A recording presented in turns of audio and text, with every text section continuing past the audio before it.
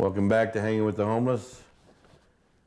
One of the issues I want to tackle is because we do get a lot of flack. You know, people say, well, he keeps too many people, you know, his numbers are too high, you know, it's irresponsible, it's, you know.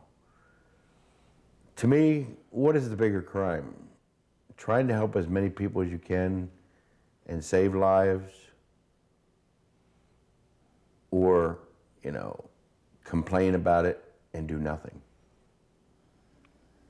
My thing is, you know, if you got complaints and you think, you know, this is wrong and this is wrong, why don't you help? Why don't you contact people that can give us help instead of, you know, yada, yada, yada. It's one thing you can put somebody down, you know, but when people are being helped, it's time to say, let's find a way to help them. Let's find a way to open up another shelter, or let's find a way to deal with the problem. Not just put down somebody who's taking action and helping a lot of people. You know, I don't care what anybody says. I would not send these people into the woods to die. We've lost 2 in the woods dead. You send women and kids out, and let me tell you, the new face of homelessness.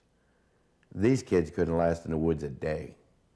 Some of them, maybe I'd give them 2 days before they get bit by a snake or something worse.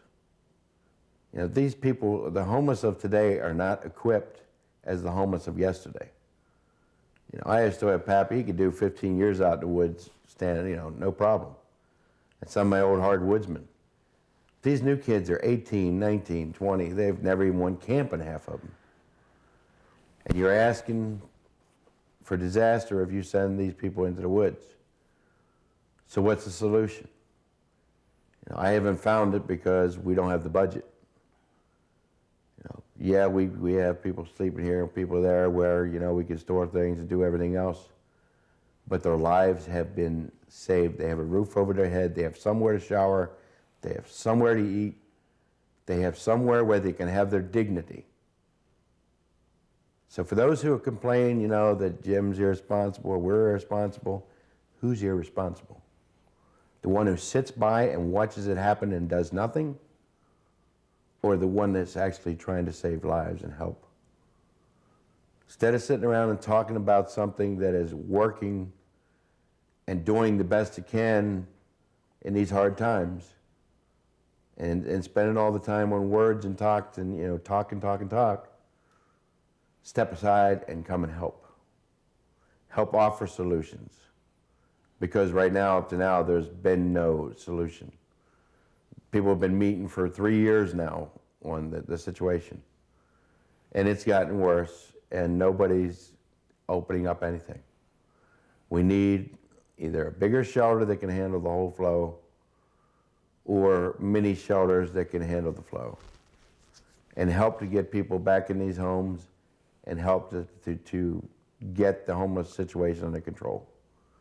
But talking about it is one thing. You can talk and meet, open up everything you can, try to help them with the basic needs. But what they need is the help to get into shelter. If you're not sheltered, it's 4 times as hard to get a job or get your life back and straight.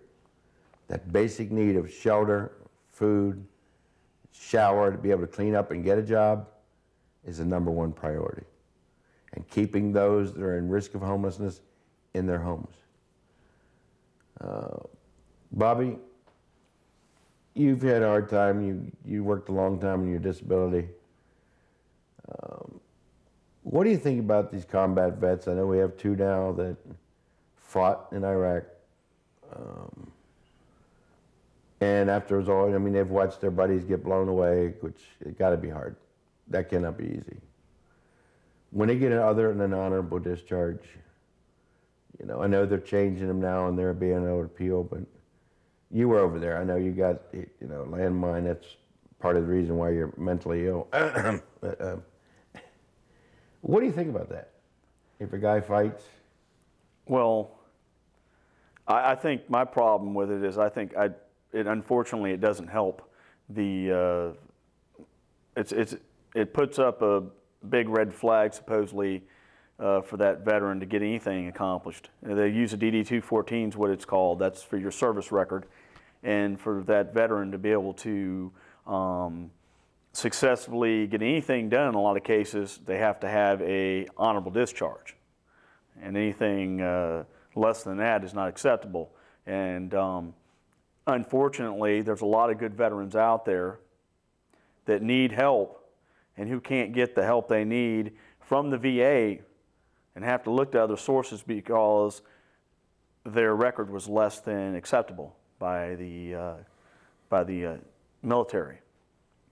And I feel like there should be some changes made to make it to where, and there are situations where after so much time, you're able to go back and get your discharge changed for those unfortunate people. But I myself still feel like we were talking about recently that they're still veterans and they needed to be helped.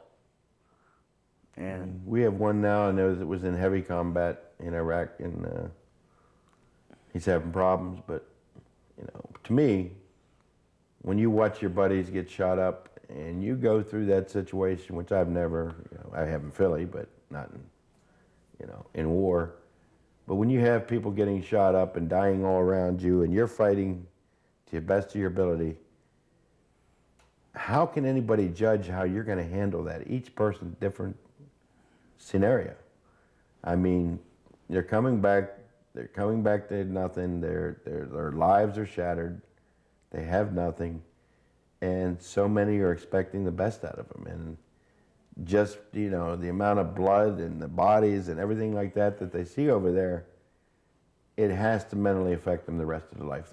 I mean, I have Vietnam friends, and they still have the bad dreams at night. They still, you know, have the cold sweats. They hear voices.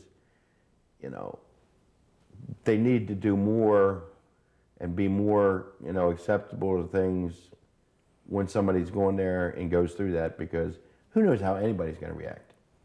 I don't know how I'd react. I'd probably flip out, and I probably would have done, you know.